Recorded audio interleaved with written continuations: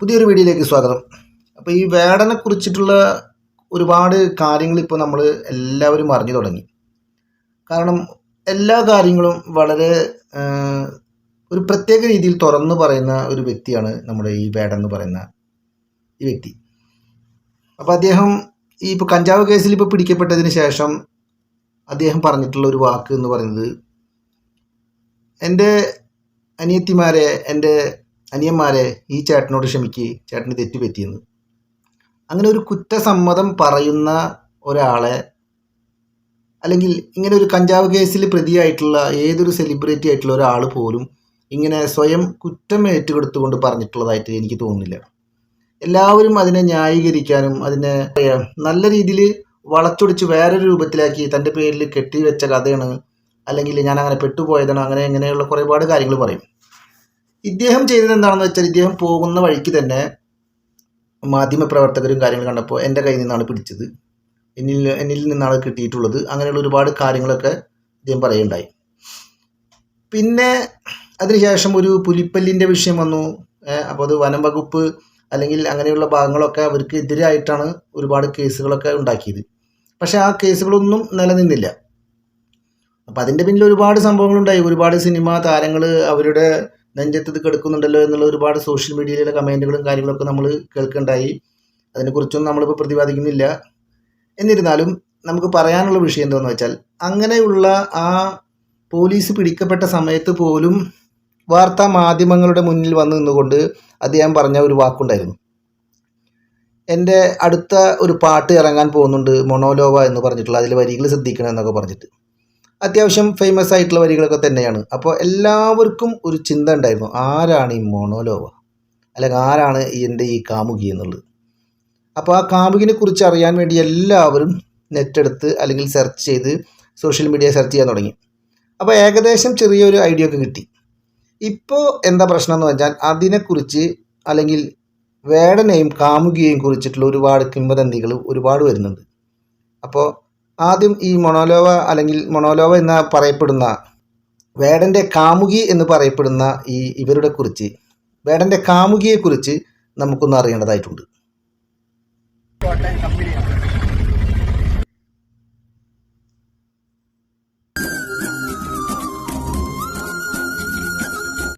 ഇതെന്റെ പ്രിയപ്പെട്ട കാമുകിക്ക് വേണ്ടി ഞാൻ എഴുതിയൊരു പാട്ടാണ്.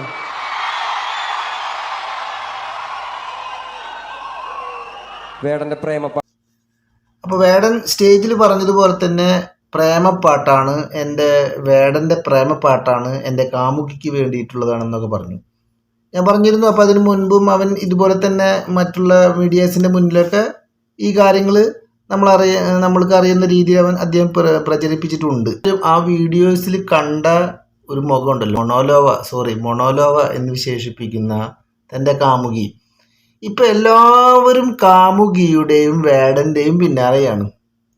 കാരണം ഒരുപാട് ആളുകളെ, വെറുതെ ഇരിക്കുന്ന ആൾക്കാരെ പ്രേമം കൊടുത്ത് സ്നേഹം കൊടുത്ത് പ്രേമിപ്പിച്ചവരും നല്ല രീതിയിൽ പോകുന്നവരുമായിട്ടുള്ള ആളുകൾ, ഒരുപാട് ആൾക്കാരെ നമ്മൾ സോഷ്യൽ മീഡിയയിൽ നിന്ന് രണ്ടാക്കി കൊടുക്കുകയും ചെയ്തിട്ടുണ്ട്. അതുകൊണ്ട് തന്നെ ഒരുപാട് സെലിബ്രിറ്റികൾ പലരുടെയും പ്രേമങ്ങളും സ്നേഹങ്ങളൊക്കെ മറച്ചു വെക്കുകയാണ് പതിവ്. വേടൻ എന്ന് പറയുന്നത്, ഞാൻ പറഞ്ഞു, ഒരു തരത്തിലും മനസ്സിലൊന്നും വെക്കാത്ത ഒരാളെ പോലെ തന്നെയാണ് നമുക്ക് തോന്നുന്നത്. അദ്ദേഹം അത് ഓപ്പണായിട്ട് പറഞ്ഞു. ഇപ്പോൾ വേടൻ്റെ കാമുകി മറ്റൊരാളുമായിട്ട് ഓട്ടോയിലും മറ്റുള്ള സ്ഥലങ്ങളിലും കറങ്ങി നടക്കുന്നു എന്നാണ് സോഷ്യൽ മീഡിയയിലൊക്കെ പ്രചരിക്കുന്നത്. ഈ കാമുകിക്കാണെങ്കിൽ ഒരു തൊയ്രവുമില്ല. കാരണം കമൻറ്റുകളുടെ ഒരു പ്രവാഹം തന്നെയാണ്. അതിനെ തെറിവിളിയും കമൻറ്റുകളും ഇട്ട് അതിനൊരു പൊങ്കാലിട്ട് ഒരു പരുവത്തിലാക്കിയിട്ടുണ്ട്. എന്തിനാണ് ഇപ്പോൾ എന്നെക്കുറിച്ച് വേടൻ പൊതുവേദികളിൽ പറഞ്ഞത് എന്ന് ആ കുട്ടി ചിലപ്പോൾ ചിന്തിക്കുന്നുണ്ടാവും. അത്രയ്ക്കധികം കമൻറ്റുകളാണ് വന്നുകൊണ്ടിരിക്കുന്നത്. വേടൻ്റെ സ്റ്റേജ് പെർഫോമൻസിലെ ആ വാക്കുകൾ എങ്ങനെ മനസ്സിൽ കൊള്ളുന്ന കുറച്ച് വാക്കുകളുണ്ട്. റാപ്പ്, അതൊന്ന് കേൾക്കാം. മോഹലാവയേ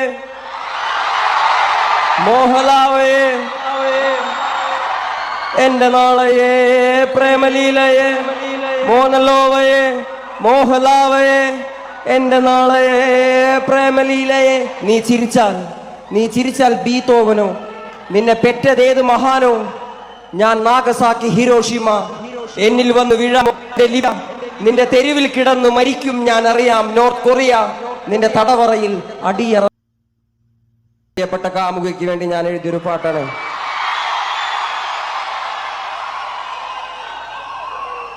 വേടന്റെ പ്രേമപ്പാട്ടാണ്. റിലീസായതിനു ശേഷം ആദ്യമായിട്ടാണ് ഞാനൊരു ഫ്ലോറിൽ വെച്ച് പാടുന്നത്.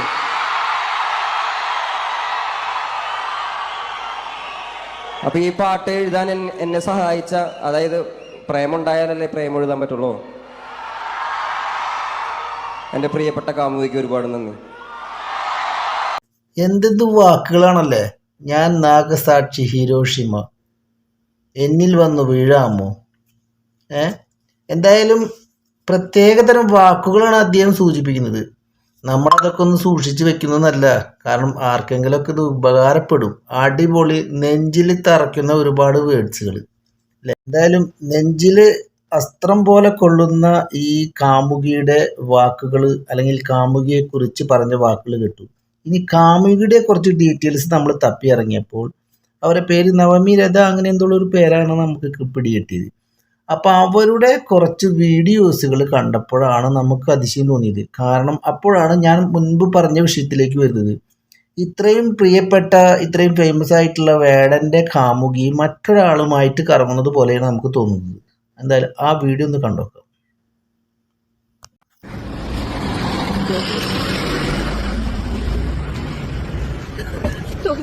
ഹലോ, അതെ, ഞങ്ങൾ കോട്ടയം കമ്പനിയാണ്.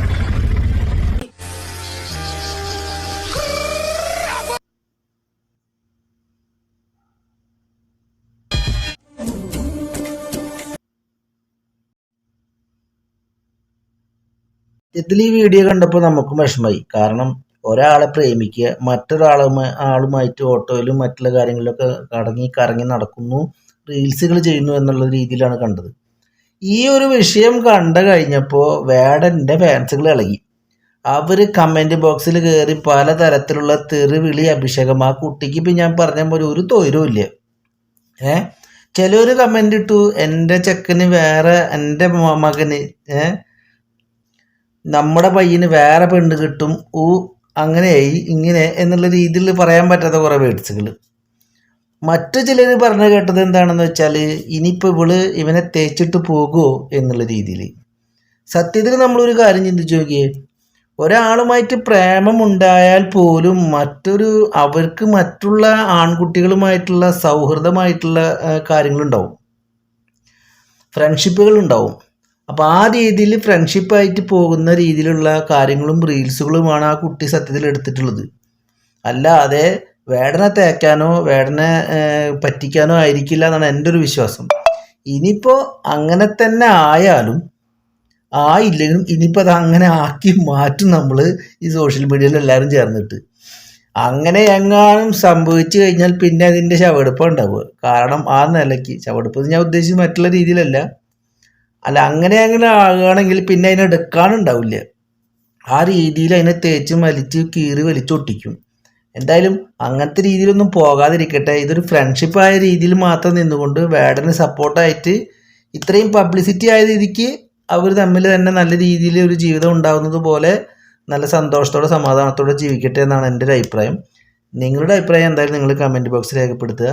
ഓക്കെ, മറ്റൊരു വീഡിയോയുമായിട്ട് വരാം. Okay, thank you.